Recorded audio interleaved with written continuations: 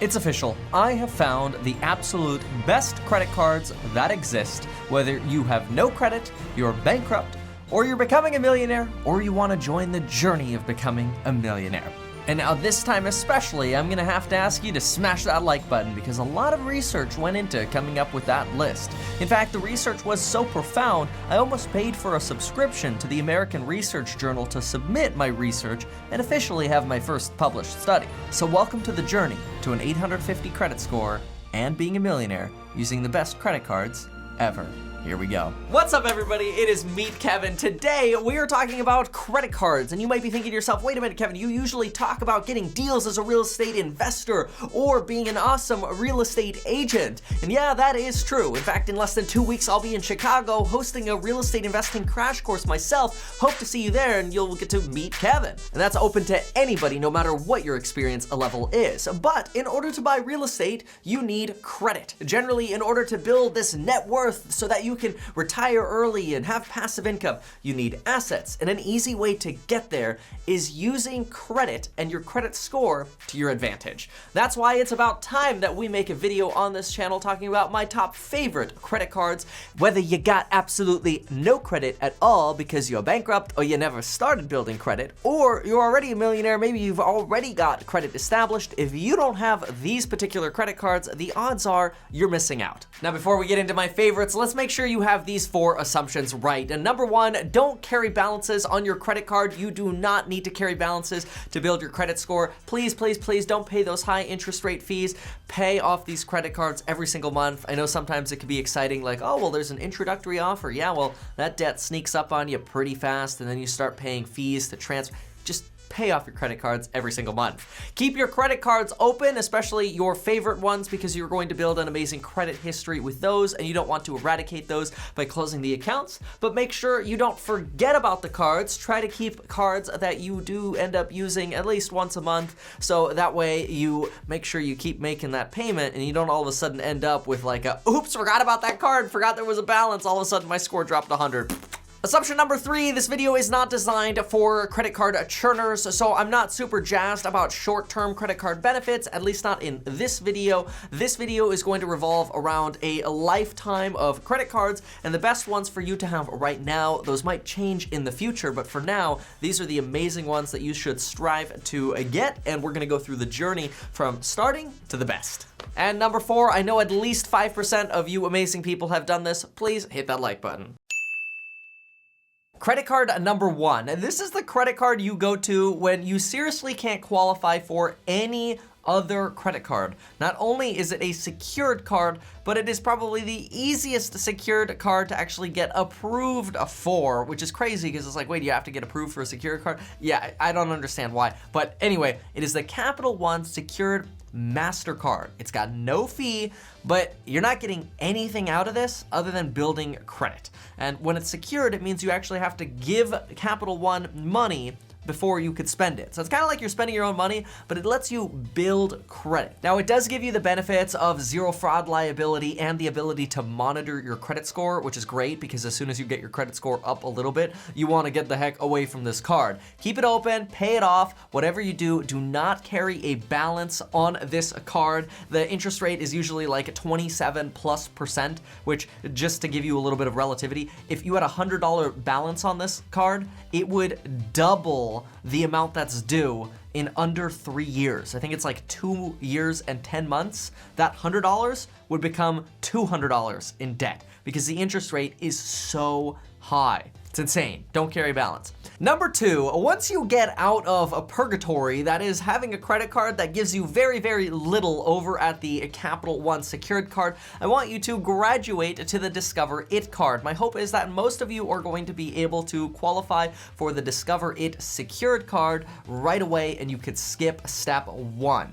Usually you can see which cards are going to be easiest to qualify for by which have the lowest introductory interest rate, and that Capital One MasterCard secured that. Like, whoa, 27%, that's just insane. You'll see that this one's closer to 25%, which is still totally a ripoff, and you still should not pay a dime of interest, but it's not a bad way to start because guess what? This is going to be the first card you're actually going to get cash back on. You get 1% back on pretty much everything. There's some categories like restaurants and gas where you'll actually get 2% back. By the way, good trick for you. When you have these credit cards, I really recommend you take a label maker and on the back of your card, just have a small little label that tells you what category you get what percent back in. So I might do 1% everything, 2% gas/dine, and that'll be a nice little tell for me so that if I'm ever at a store or a restaurant and I'm looking at my wallet going, which one was it again? I can make that quick decision, because usually, especially once you start getting more credit cards, it becomes pretty easy to forget, and then you just keep using one card and you leave some money on the table, which remember, I do not like leaving money on the table. Now, something else that's really cool about the Discover It's Secured card is they'll actually double your cash back that you earn the first year that you have the card. This is why you really want to get out of that Capital One, no benefits secured card, move on over to this ASAP. Now, I do like this card way better than something like the Amazon secured card, mostly because I really don't want to see people with secured cards splurging on Amazon. I think if you're starting out with a secured card, saving money and building a net worth and a portfolio is a high priority, and having the Amazon card and having that psychological impact of, well, I get 5% off on my Amazon purchases, this is just not the right time and place to be doing that. It's fine, if you've got a business, you're spending money on Amazon, but to start out with a secured card on Amazon, I think is a big mistake. You'll end up probably, digging yourself into a hole pretty dang fast. Wait until you graduate to the next cards. Just my opinion. Now, some of you might be lucky enough to be able to start with number 3. Number 3, this is absolutely my favorite card. I think every single human being should have this card. Look, if you're anti-debt and anti-credit cards, I get it, but you should still have this card because it's freaking awesome and gives you a lot of awesome benefits. Just like I say, pay it off every single month. You don't have to love credit cards to have credit cards. Just have them because they're amazing tools. And here it is. It is the Citi Double Cash. And I put this on my little whiteboard here, mostly because I thought it was really cool that they kind of flop around like this, but also because I wanted to show off that I have 2 of them to evidence to you how much I love this card. Now you might be thinking to yourself, oh, well, Kevin, you just have, 2 because you just requested a duplicate card. No. I love this card so much, and I'm about to tell you why, but I love it so much that I actually have a personal one. That's under my social security number, so it's my bank account number with Citi. And then because they don't actually have really good business cashback credit cards, I had Lauren, my wife, under her social security number, open a Citi Double Cash, and that's the one we label for business expenses. So that way, they're totally separate accounts, but that way I get 2% back on all my personal stuff and 2% back on all my business stuff. So I already burst the bubble as to what the biggest redemption reward is for this card, but it is 2% cash back. There's also no annual fee, and know that you get some pretty cool protections as well. In addition to the typical kind of fraud protections that you get this purchase protection for up to $10,000. It's insane. So in other words, like, let's say you ordered a laptop from Apple and UPS left it at your door and somebody stole it. Citi would cover you up to $10,000 for damage or theft for any product that you bought with the Citi Double Cash card. That's absolutely insane. They also have return protection, which gives you up to $500 of return protection if you buy something, you don't like it, and they won't take it back. I believe that's good for up to 90 days. So for example, let's say you bought some Beats headphones over at Apple, and then like 31 days in, you're like, I hate these. And Apple's like, 30 days went by, you can't return them anymore. They would cover you on that return. Now note, they do have some exceptions on things they won't cover you on. One of them was animals. So if you buy an animal or like a fish, no, you can't return it and use this perk. And another cool perk is Citi will extend your warranty by another 24 months, as long as the original warranty was under 3 years. Not really sure why they have that limitation, but an extra 2 years of a warranty, not bad. It's kind of a cool way to solve problems in case things break and your warranty's expired. It's also a cool way to save money on warranties. So let's say you go buy a TV at Best Buy and you're thinking, should I buy the extended warranty or not? Slap it on your Citi Double Cash. You got the manufacturer's warranty, which is usually good for 1 year, and then you get that extended by 2 years with the credit card at absolutely no cost to you.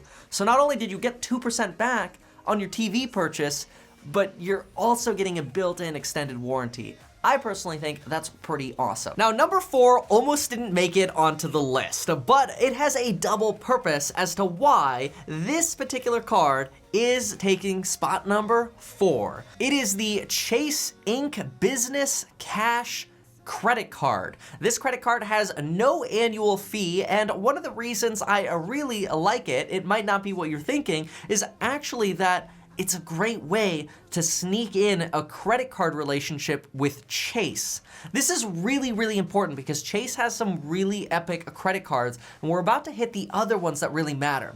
But if you could sort of Trojan horse your way into getting a Chase credit card by applying for a business credit card, even if it's for your side hustle, your Etsy store, whatever, it could be a great way to sort of build that relationship with Chase. Now, usually these credit cards are linked to your personal social security number and not your business's, which is okay because we really want to grow your personal credit score anyway, and we want that relationship with Chase. Now, once you have the Chase relationship, there is still a reason to keep this card, and it's a major perk that I think is oftentimes left out when it comes to credit cards. The bottom line is, all of us spend money on internet services, some of us spend money on cable services, and all of us spend money on cell phone services. That's gonna be like your AT&T phone bill, or possibly even, not sure about this, but if you got one of those loans for your phone, possibly that bill as well. See, the Inc. Business Cash credit card gives you 5% back at categories that include cable, internet, and phone services. And in my opinion, we all spend money on that anyway.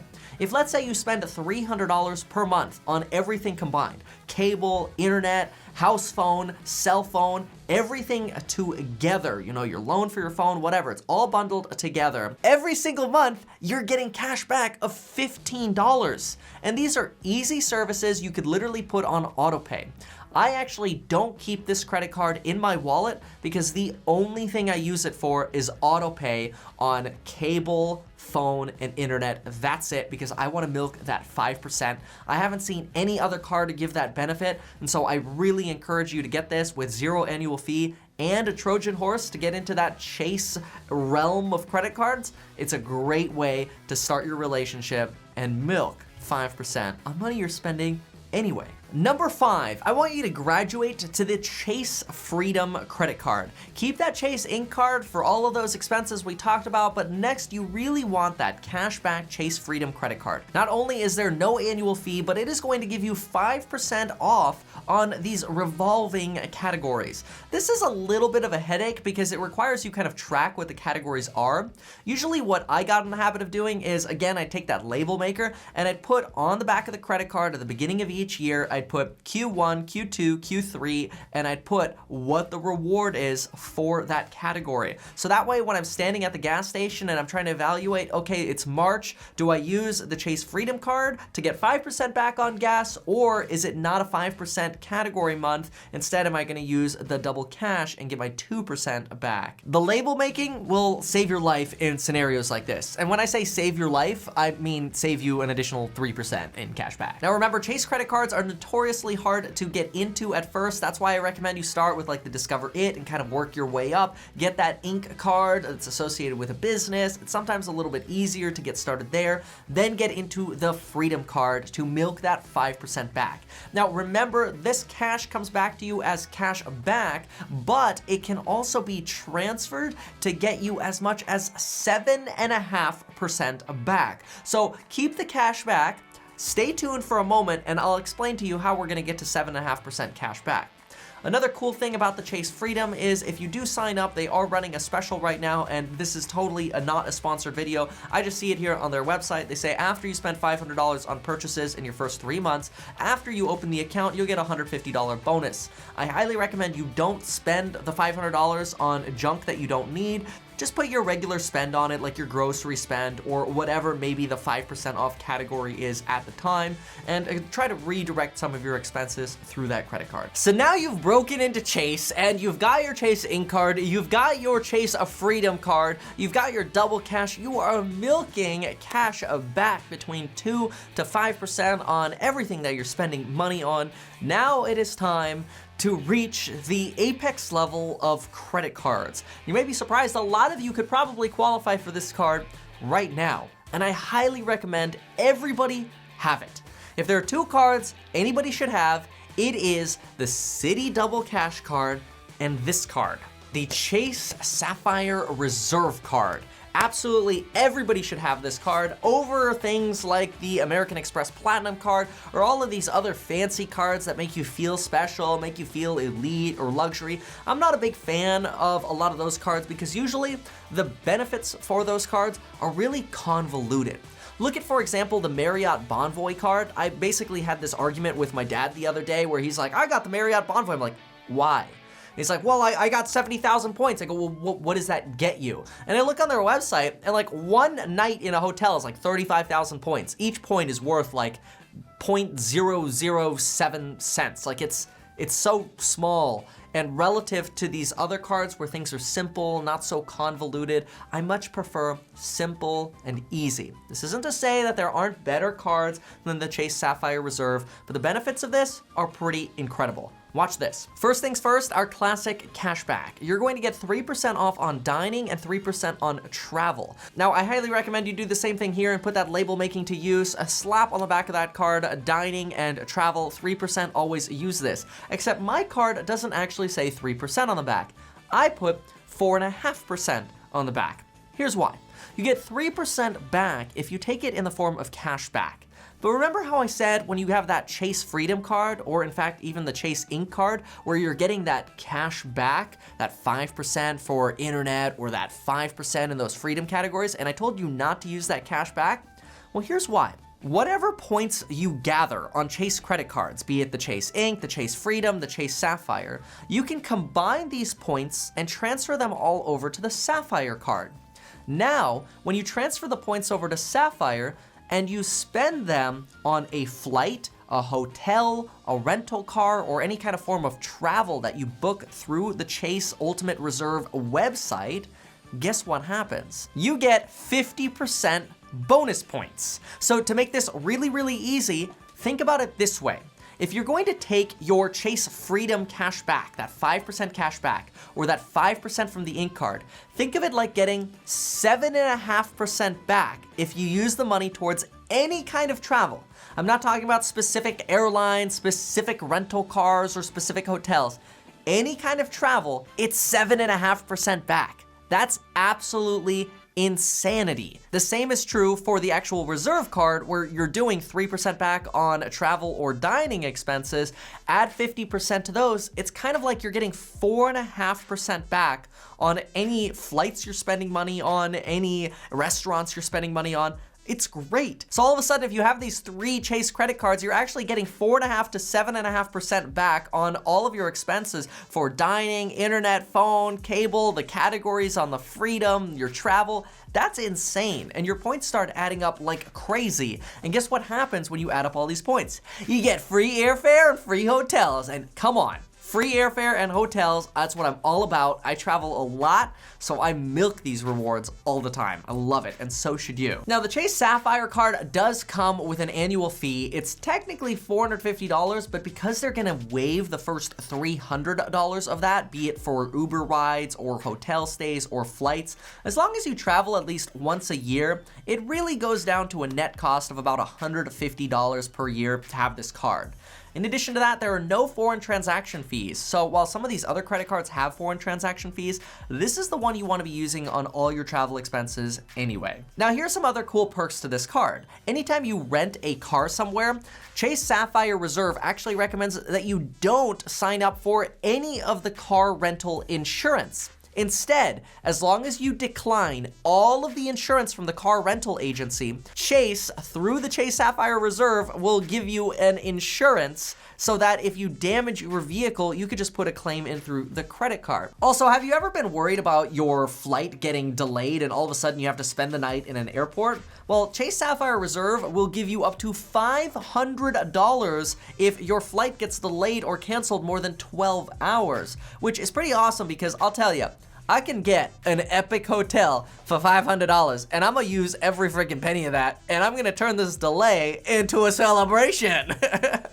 Now, another thing that happens to me when I'm traveling is because I always bring around camera gear, I'm always freaked out that I'm going to lose expensive cameras. And the cool thing about that is they will cover you for $3,000 for any kind of lost baggage. Now, I know that might only replace like one camera, but it is a lot of peace of mind to have at least a $3,000 coverage for lost baggage. A really cool bonus. Last thing, you know when you check out for a flight and they want you to opt into trip insurance, and it's always like 50 or $100 extra just to have trip insurance, and they always have that little thing that says like 5,000 people have recently chosen to have trip insurance, and they kind of like guilt you into having trip insurance. Well, if you get sick or you can't make it because there's bad weather or something crazy happens, the Chase Sapphire Reserve will actually cover you with up to $10,000 of reimbursements for flight cancellations or weather, or you got sick or you broke a bone or whatever in the event you cannot make your actual trips.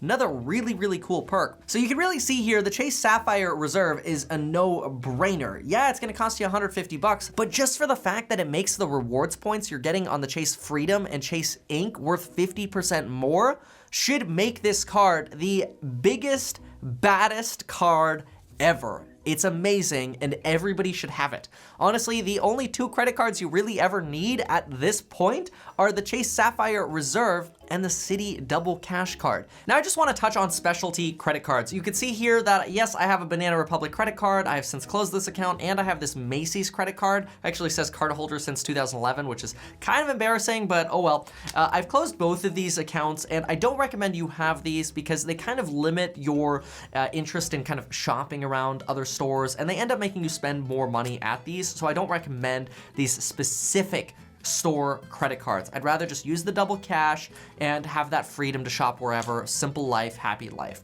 Now, on the flip side, I am a big fan of both the Amazon 5% off Prime card and the Lowe's American Express credit card. These are places I spend a lot of money anyway. I spend a lot of money on Amazon, not just for my real estate investments, but also for my real estate business and YouTube business. I also spend a ton of money at Lowe's for my renovations if I can't find cheaper prices elsewhere. Here's why. Let me first say the Lowe's American Express actually gives me 6.9% cash back. That's in the form of 5% back at the register and another 2% back when I pay the card, which is pretty amazing. 6.9% at one store, that's almost unheard of. In addition to that, with this credit card, I could sign up for special options with Lowe's to get discounted pricing, which I talk about pretty regularly in the real estate investing course, which, by the way, if you didn't realize, I have a real estate investing course and a real estate agent course. They are linked down below, and the 18% off coupon code does expire July 5th. Now, as far as the Amazon credit card, that's just the straight up 5% off when you're making purchases on Amazon.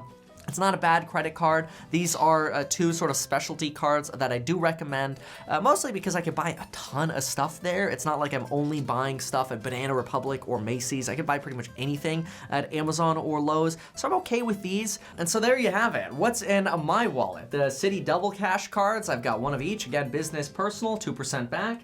Always got that Chase Sapphire Reserve, which is gonna give me that 4.5% back for travel and dining, and it also hacks me to get 7.5% back on my Ink and Freedom card. Then I've got my specialty cards that give me my 5% back up to 6.9% back at Lowe's. Home Depot actually got rid of their specialty card, which I thought was a pretty dumb mistake, but oh well. So folks, there you have it. If you enjoyed this video, please hit that like button and make sure to follow me on Instagram. Also remember, not only will I be in Chicago on July 13th, but I will be in Seattle on August 17th, Austin, Texas, September 14th, Miami, October 12th, San Fran, November 16th, and Charlotte, December 7th. We'll be going to Atlanta, Nashville, Philly, Los Angeles, Boston, and DC after that. So hope to see you at one of these locations. You'll actually get to meet me in person for a crash course on real estate investing. In the meantime, there's always the real estate investing course where I go live twice a week, or the agent course where I go live twice a week to help you solve your problems.